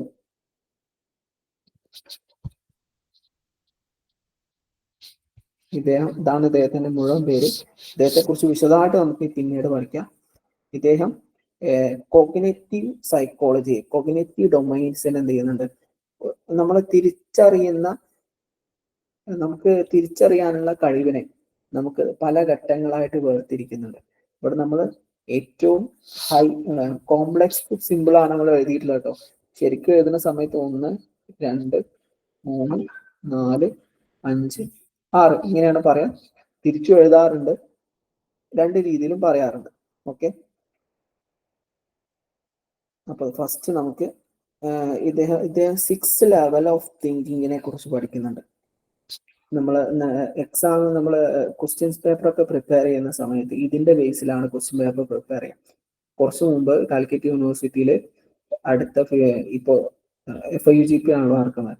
FIUGPയുടെ second സെമസ്റ്ററിന്റെ question paper പ്രിപ്പറേഷന് വേണ്ടിയിട്ട് ഞാൻ പങ്കെടുത്തിരുന്നു. അപ്പൊ അവിടെ നമുക്ക് തന്ന ഗൈഡ് ലൈൻ എന്താണെന്ന് വെച്ചാൽ ഈ ബ്ലൂംസ് ടാക്സോണമിയുടെ ബേസിൽ ക്വസ്റ്റ്യൻ പേപ്പർ തയ്യാറാക്കാനാണ് പറഞ്ഞത്. അതിൽ ഓരോ മൊഡ്യൂളും ഓരോ ലെവല് പറയുന്നുണ്ട്. ആ ലെവലിന്റെ ബേസിലുള്ള ക്വസ്റ്റ്യൻ പേപ്പർ നമ്മൾ ഡിസ്കസ് ചെയ്യണം. അപ്പൊ അനലൈസ്, ഇവാലുവേറ്റ്, ക്രിയേറ്റ് എന്നൊക്കെ റിമെമ്പർ എന്നൊക്കെ പറഞ്ഞിട്ട് നമ്മൾ ക്വസ്റ്റ്യൻ എന്ത് ചെയ്യുന്നുണ്ട്, അതുപോലെ മോൾഡ് ചെയ്തിട്ടാണ് എഴുതുക. ഓരോ ലെവലിലും ഒരു വിദ്യാർത്ഥിയുടെ അല്ലെങ്കിൽ ഒരാളുടെ കോഗ്നിറ്റീവ് ലെവല് നമുക്ക് പരിശോധിക്കാൻ കഴിയും. അപ്പൊ നമുക്കിത് ഡിസ്കസ് ചെയ്യാം. First remembering level. റിമെമ്പറിംഗ് കൊണ്ട് ഉദ്ദേശിക്കുന്നത് എന്താണ്? റിമെമ്പറിംഗ് അല്ലെങ്കിൽ നോയിങ്, അത് ജസ്റ്റ് റിപ്പീറ്റേഷനെയാണെന്ന് പറയാം. നമ്മൾ പഠിച്ച കാര്യങ്ങൾ റീകാൾ ചെയ്യുക അല്ലെങ്കിൽ റിപ്പീറ്റ് ചെയ്യുക. റീകാൾ അല്ലെങ്കിൽ റിപ്പീറ്റ്. നമ്മളൊരു സാധനം മെമ്മറിയിൽ ഓർത്തെടുക്കുന്നതിനാണ് എന്താ പറയാ, റിമെമ്പറിംഗ് എന്ന് പറയാം. ഒരു എന്താണ്, ഇപ്പൊ നമ്മള് എന്താണ് ഇന്ന് രാവിലെ കഴിച്ച ഭക്ഷണം എന്തായിരുന്നു, ഉച്ചക്ക് കഴിച്ച ഭക്ഷണം എന്തായിരുന്നു, അതൊക്കെ നമ്മൾ ഓർത്തെടുക്കുന്നത് എന്താണ്, റിമെമ്പറിംഗ് ആണ്. റിമെമ്പറിംഗ് ഒരു വാക്കുകൂടിയും നോയിങ് എന്ന് പറയാറുണ്ട്. നോയിങ്. രണ്ടാമത്താണ് അണ്ടർസ്റ്റാൻഡിങ്. അണ്ടർസ്റ്റാൻഡിങ് അല്ലെങ്കിൽ കോംപ്രഹെൻഷൻ.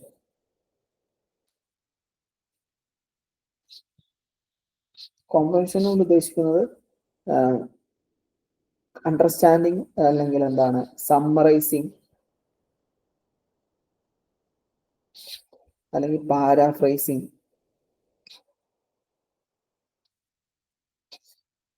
ഫോർ എക്സാമ്പിൾ നമുക്ക് എന്ത് ചെയ്യാണ്, ഇപ്പൊ PSCക്കൊക്കെ ക്വസ്റ്റ്യൻ പേപ്പർ കണ്ടിട്ടുണ്ടാവില്ല, നിങ്ങൾ ആദ്യം ഇംഗ്ലീഷിൽ ഒരു പാരഗ്രാഫ് തരും, ആ പാരഗ്രാഫ് വായിച്ചിട്ട് ഒരു 4 ക്വസ്റ്റ്യൻ ഉണ്ടാകും ആൻസർ ചെയ്യുക. അപ്പോൾ ഒരു പാരഗ്രാഫ് വായിച്ച് ആ പാരഗ്രാഫ് ഗ്രഹിച്ചുകൊണ്ട് നമ്മൾ താഴെ കൊടുക്കുന്ന ചോദ്യങ്ങൾക്ക് ആൻസർ ചെയ്യണം. അതിനാണ് എന്താ പറയാ, അണ്ടർസ്റ്റാൻഡിങ് എന്ന് പറയാം. ആ സാധനം നമുക്ക് മനസ്സിലാവണം, എന്നാലേ എന്ത് ചെയ്യാൻ പറ്റുള്ളൂ, നമുക്ക് അതിന് ഉത്തരം എഴുതാൻ പറ്റും. മൂന്നാമത്തെ ആപ്ലിക്കേഷൻ അല്ലെങ്കിൽ അപ്ലൈ. ഇവിടെ അപ്ലൈ കൊണ്ട് ഉദ്ദേശിക്കുന്നത് എന്താണ്, ഏതെങ്കിലും പ്രോബ്ലംസ് സോൾവ് ചെയ്യാൻ വേണ്ടിയിട്ടുള്ള പ്രവർത്തനങ്ങൾക്ക് ആണെന്ന് പറയാം ആപ്ലിക്കേഷൻ എന്ന് പറയാം. Use the concept solve problem.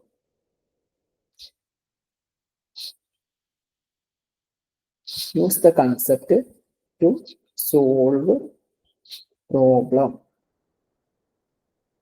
For example, ഇപ്പൊ നമ്മളെ മുമ്പിൽ ഒരു പ്രോബ്ലം ഉണ്ട്. ഉദാഹരണം പറയണം, ഇപ്പോൾ കോളേജിൽ ഇലക്ഷൻ ആണ്, ഇലക്ഷൻ നടന്നുകൊണ്ടിരിക്കുകയാണ്. അപ്പൊ ഒരു കുട്ടിക്ക് എന്നല്ല വോട്ട് അറ്റൻഡൻസ് 75% അറ്റൻഡൻസ് ഇല്ല. അപ്പൊ ആ കുട്ടി ഇലക്ഷനിൽ മത്സരിച്ചിട്ടുണ്ട്. അപ്പോൾ അതൊരു പ്രോബ്ലം ആണ്, പ്രിൻസിപ്പൾ മുമ്പിൽ വന്ന പ്രോബ്ലം ആണ്. ആ പ്രോബ്ലംസിന് ഒരു സൊല്യൂഷൻ കണ്ടെത്തണം. അപ്പോൾ നമ്മൾ നിലവിലുള്ള ഗൈഡ് ലൈൻസ്, നിലവിലുള്ള കൺസെപ്റ്റുകൾ ഉപയോഗിച്ചുകൊണ്ട് ഒരു പ്രോബ്ലത്തിന് സൊല്യൂഷൻ കണ്ടെത്തുന്നതിന് എന്ന് പറയും അപ്ലൈയിങ് എന്ന് പറയാം, അല്ലെങ്കിൽ ആപ്ലിക്കേഷൻ എന്ന് പറയും. അടുത്താണ് അനാലിസിസ്. അനാലിസിസ് എന്ന് പറഞ്ഞാൽ എന്താണ്, പാർട്സുകൾ, റിലേഷൻഷിപ്പ് എമംഗ് പാർട്സ്.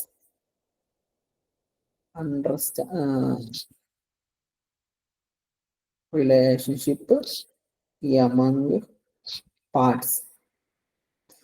പല പാർട്സുകൾ തമ്മിലുള്ള റിലേഷൻഷിപ്പ് മനസ്സിലാക്കുക, ഇതിനാണ് എന്താ പറയാം, അനലൈസിങ് എന്ന് പറയാം. ഓക്കെ, ഇപ്പോ നമുക്ക് പറയാം ബ്രെയിന് പലതരത്തിലുള്ള, നമ്മൾ ബ്രെയിന് വരച്ചിട്ടൊക്കെ നമ്മൾ പഠിച്ചിട്ടുണ്ടാവും പ്ലസ് ടുവിലൊക്കെ.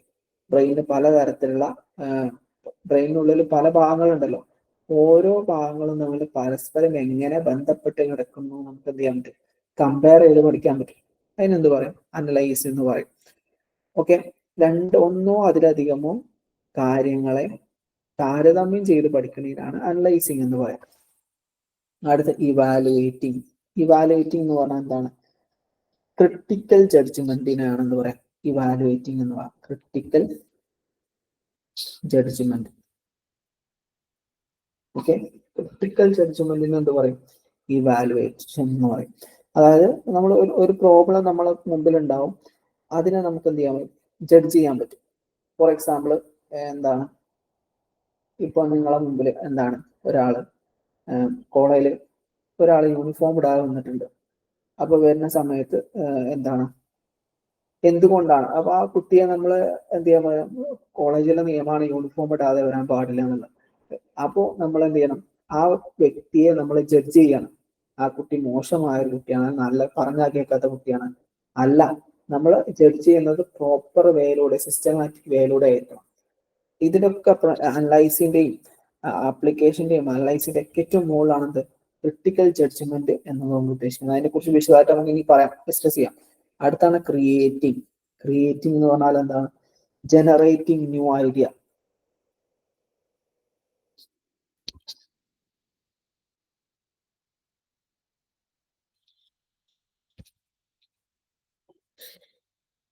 അല്ലെങ്കിൽ പ്രൊഡക്റ്റ്, അല്ലെങ്കിൽ വേ ഓഫ് തിങ്കിങ്.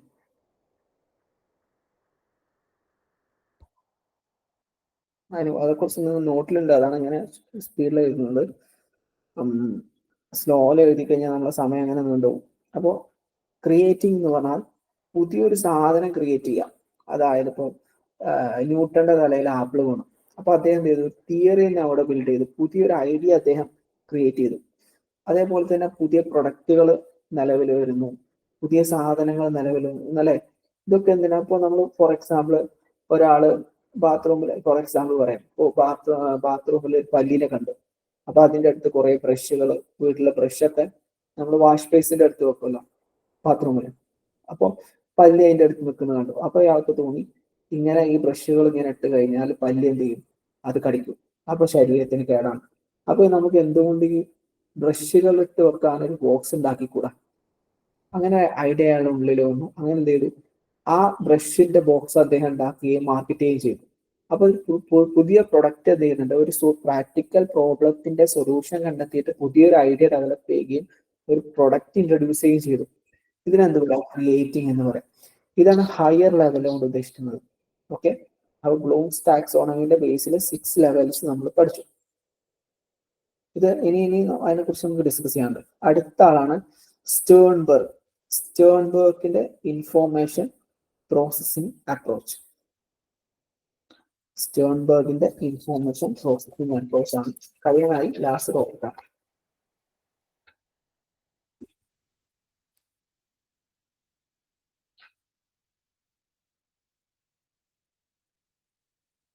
ഇവിടെ നമ്മളെ സ്കില്ലിന്റെ ബേസിലാണ് നമ്മളെ ഇൻഫോർമേഷൻ എന്ത് ചെയ്യുന്നത്, സ്ട്രെങ്തൻ ചെയ്യുന്നത് എന്നാണ് അദ്ദേഹം പറയുന്നത്. എന്താണ് സ്കിൽ ബേസ്ഡ്.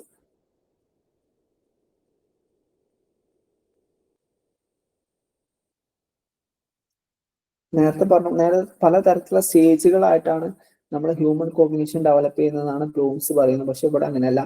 ഇദ്ദേഹം എന്താണ്, ഇന്റലിജൻസ് എന്ത് ചെയ്യാണ്, നമ്മളെ നമ്മളെ സ്കില്ലിന്റെ അടിസ്ഥാനത്തിലാണ് എന്ത് ചെയ്യുന്നത്, ഡെവലപ്പ് ചെയ്യുന്നത് പറയും. ഇവിടെ അദ്ദേഹം പറയുന്ന ഒരു കൺസെപ്റ്റ് ആണ് നോവീസ് ടു എക്സ്പേർട്ട്. ഒരു കാര്യത്തിൽ നമ്മൾ തുടക്കക്കാരനാണെങ്കിൽ നമ്മൾ എന്ത് ചെയ്യുന്നുണ്ട്, നമ്മളെ കോഗ്നിഷൻ അതിനനുസരിച്ച് ഉണ്ടാവുള്ളൂ, ഇൻഫോർമേഷൻ പ്രോസസ്സ് അതിനനുസരിച്ച് ഉണ്ടാവുള്ളൂ. നമ്മൾ എക്സ്പേർട്ട് ആയി കഴിഞ്ഞാൽ എന്ത് ചെയ്യും, അതിൽ ഡെവലപ്മെന്റ് വരും എന്നാണ് പറയുന്നത്. ഇതിന് അദ്ദേഹം 3 കോമ്പണന്റുകൾ പറയുന്നുണ്ട്. ഒന്നാണ് മെറ്റാ കോമ്പണൻസ്, രണ്ടാമത്തെ പെർഫോമൻസ് കോമ്പണൻസ്, മൂന്നാമത്തെ നോളേജ് അക്വിസിഷൻ കോമ്പണന്റ്. മെറ്റാ കോമ്പണന്റിനോട് ഉദ്ദേശിക്കുന്നത് എന്താ വെച്ചാല് എക്സിക്യൂട്ടീവ് സ്കിൽസ്, അതായത് പ്ലാന്, മോണിറ്റർ, പ്രോബ്ലം സോൾവിങ്, അതൊക്കെയാണ് ഇതിൽ മെറ്റാ കോമ്പണൻസിൽ വരുന്നത്. പെർഫോമൻസ് കോമ്പണൻസിൽ വരുന്നത് റിട്രീവ് ഇൻഫോർമേഷൻസ് മേക്കിംഗ് കാൽക്കുലേഷൻസ് ഒക്കെയാണ് വരുന്നത്. പിന്നെ നോളജ് അക്വിസിഷൻ, ഇതുമായി ബന്ധപ്പെട്ട് വരുന്നത് ability to learn new things, പുതിയ ഇൻഫോർമേഷൻസ് ലേൺ ചെയ്യുക എന്നതാണ് ഇതിൽ വരുന്നത്. അപ്പൊ ഇവിടെ ഏറ്റവും വളരെ ഷോർട്ടായിട്ട് നമ്മൾ പറയുകയാണെങ്കിൽ ഒരാളുടെ ഇൻഫോർമേഷൻ, ഒരാളുടെ കോഗ്നിറ്റീവ് പ്രോസസ്സ് ഡെവലപ്പ് ചെയ്യുന്നത് 3 കാര്യങ്ങളിലൂടെയാണ് കൂടെ അദ്ദേഹം ഇതിൽ പറയുന്നുണ്ട്. ഒന്ന് ഫീഡ്ബാക്ക്, രണ്ടാമത്തെ സെൽഫ് മോണിറ്ററിങ്,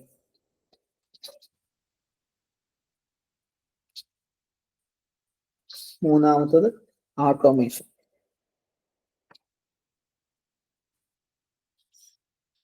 ഒരാള് തുടക്കക്കാരനായ ഒരാൾക്ക് ഫീഡ്ബാക്ക് ഉണ്ടാവില്ല. ഫോർ എക്സാമ്പിൾ, ഞാൻ ക്ലാസ് എടുക്കാം, ആദ്യമായിട്ട് ക്ലാസ് എടുക്കുന്ന സമയത്ത് എനിക്ക് എൻ്റെ പ്രീവിയസ് എക്സ്പീരിയൻസ് ഉണ്ടാവില്ല. ഒരു 2-3 ക്ലാസ്സുകൾ എടുത്തു കഴിഞ്ഞ എക്സ്പീരിയൻസ് ഉണ്ടാവും.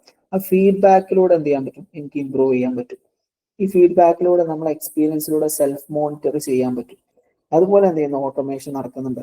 ഈ സാധനം എന്ത് ചെയ്യുന്നുണ്ട്, നമ്മള് സ്കില്ല് ഘട്ടം ഘട്ടമായി ഡെവലപ്പ് ചെയ്യുകയും നമ്മളെ കോഗ്നിഷൻ ലെവൽ വർദ്ധിക്കുകയും ചെയ്യുന്നു എന്നാണ് ഇതിൽ ഇദ്ദേഹം പറയുന്നത്. ഈ 2 നമുക്ക് പഠിക്കാനുള്ളത്. ഇതിന് പുറമെ 2 കൂടി ഉണ്ട്, ജസ്റ്റ് പറഞ്ഞു പോവാം. ശരിക്കും ടെക്സ്റ്റിൽ ഇല്ലാത്ത കൺസെപ്റ്റ് ആണെങ്കിലും ജസ്റ്റ് പറയാം. Craik and Lockhart.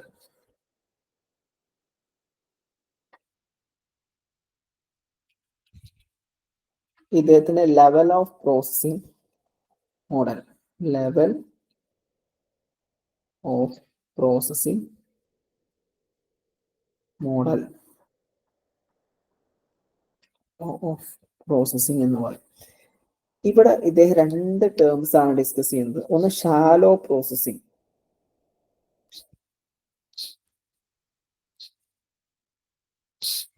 രണ്ടാമത് ഡീപ്പർ പ്രോസസ്സിംഗ്.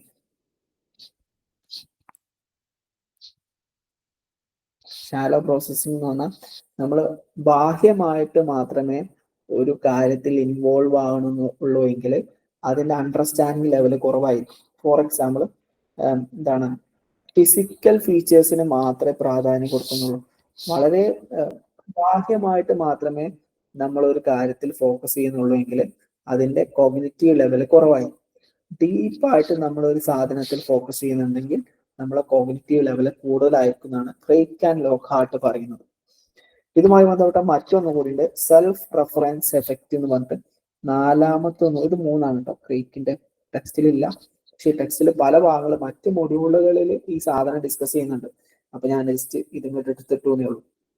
6-ാമത്തെയോ 7-ാമത്തെയോ യൂണിറ്റിലാണ് തോന്നുന്നു, കറക്റ്റ് ഏതോ യൂണിറ്റിലാണ് എനിക്ക് കറക്റ്റ് ഓർമ്മയില്ല, ഏതോ ഒരു യൂണിറ്റിൽ നമ്മൾ ഡിസ്കസ് ചെയ്യുന്നുണ്ട്.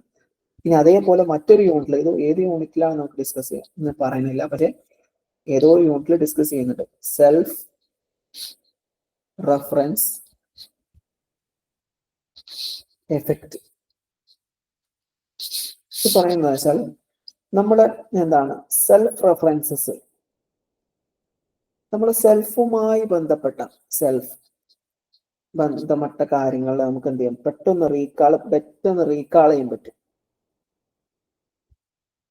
ഫോർ എക്സാമ്പിൾ, നമ്മൾ കളഞ്ഞു പോയ പേന അല്ലെങ്കിൽ കളഞ്ഞു പോയ ചെരുപ്പ് നമ്മുടേത് എന്ന് കരുതി നമ്മൾ മനസ്സിലാക്കിയ പല കാര്യങ്ങൾ പെട്ടെന്ന് എന്ത് ചെയ്യാൻ പറ്റും, റീകാൾ ചെയ്യാനും റിട്രീവ് ചെയ്യാനും വളരെ ഈസി ആയിരിക്കുന്നതാണ് സെൽഫ് റെഫറൻസ് എഫക്റ്റ് പറയുന്നത്.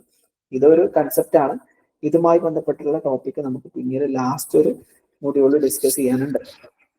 ഓക്കെ, അപ്പൊ ഇതാണ് നമുക്ക് ഡിസ്കസ് ചെയ്യാനുള്ളത്. ഇന്നത്തെ ക്ലാസ് ഇവിടെ അവസാനിക്കുകയാണ്. നിങ്ങൾക്ക് എന്തെങ്കിലും ഡൗട്ട് ചോദിക്കാനുണ്ടെങ്കിൽ ചോദിക്കാവുന്നതാണ്.